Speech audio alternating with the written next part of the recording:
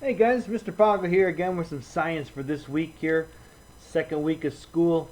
Hope your guys' weekend went really well. Hey, we're going to focus again on how about animal and plant cells, huh? We're going to especially kind of today just take it easy. Again, no cells is really a brand new concept.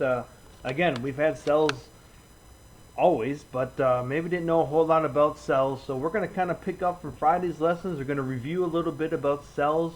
Today we're going to especially focus on just kind of some basics of cells. Tomorrow we're going to talk a lot about the similarities or comparison, or how animal and plant cells are the same. Talk about the different parts of a cell.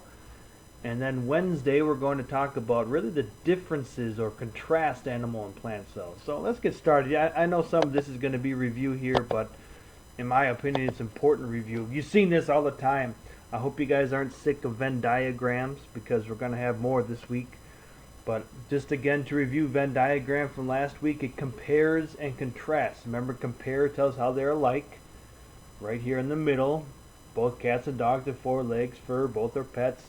And it also is a tool to help contrast cats and dogs, because there's definitely some differences between cats and dogs, as you can see and as we've talked about. We've seen this picture before. The focus here again is not to see all the neat animals, well, that's part of it, but focusing on everything that's alive and comparing everything that's alive, because everything that is alive has cells. That's how they're compared. A lion and a plant. They're definitely not the same thing, but both are alive and both are made up of cells. It's amazing how God made all living things. So this is probably what you guys came up with here last week. Really just talk about the plants and animals. Obviously the differences, and of course the same. The comparison is that they're living and made up of cells. I have assignment down because that was part of what we went through last week. This is really what we're going to focus on today, is this section here, the made up of cells. This here again is exactly what cells look like underneath the microscope. We talked about how they're the building blocks of life. This is what your whole body, every part of you, is made up of. Millions and millions of cells. If you look closely at a lion underneath the microscope, all of his body parts are made up of cells. If you look closely at any kind of plant, all their parts are made up of cells. Just like this building, if you look from far away, it just looks like one building. If you look closely, you can see it made up of individual bricks, right? It's kind of how our cells work in a way. Another picture of our cells, and up close in a microscope, this is what they look like. You can actually see each individual building block.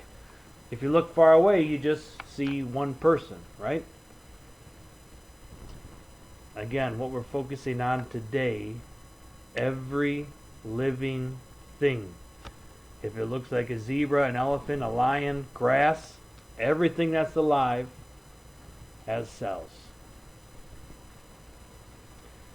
Now if you take a look at this, I want you to notice a difference. We showed a Venn diagram for your assignment last week a few slides ago. But if you notice, it only had plant right here and it only had animals right here. Now we're going to focus on plant cells and animal cells. So I don't want to talk about trees and lions. I want to specifically talk about their cells. And we're going to be able to talk about the differences and what is the same. Now, this truly is your assignment for today, as it says down below. I'm going to start you off, and you're going to need to finish the assignment. And don't forget that both on your flash drive and your paper packet, you need two different things written down in each section. 2 here, 2 here, and 2 here. But let me help you get started here on plant cells and animal cells. And in my opinion, one major thing that you probably know that we're going to talk about, especially on Wednesday, plants make their own food, right? Animals do not. You've seen animals hunt. You've seen animals look for food. They're always searching for food. Well, plants can't walk. Plants can't move. So God made them specially to make their own food. We're going to especially talk about that Wednesday. But you've probably known that, but that means there must be something different in their cells, which is why I had them in the different section, the contrasted section. Now,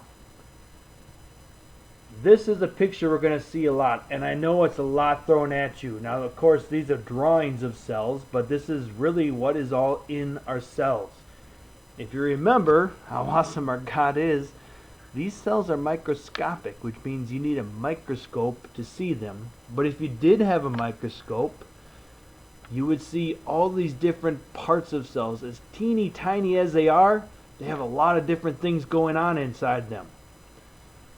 Now please notice what we're going to focus on a lot is this right here. This is a drawing and a picture of an animal cell. This is a drawing and a picture of a plant cell. We're just kind of introducing them today.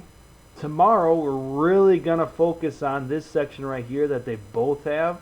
And Wednesday we're going to really focus on the differences that only plants have as far as how God made them. So this is really going to help you fill out your assignment. I know we already did one in each section for you. You need to focus right here on this slide to think about, okay, how are plants and animals different? How are they similar? I'm sorry, of course I get a phone call during this. So please finish your assignment here for today.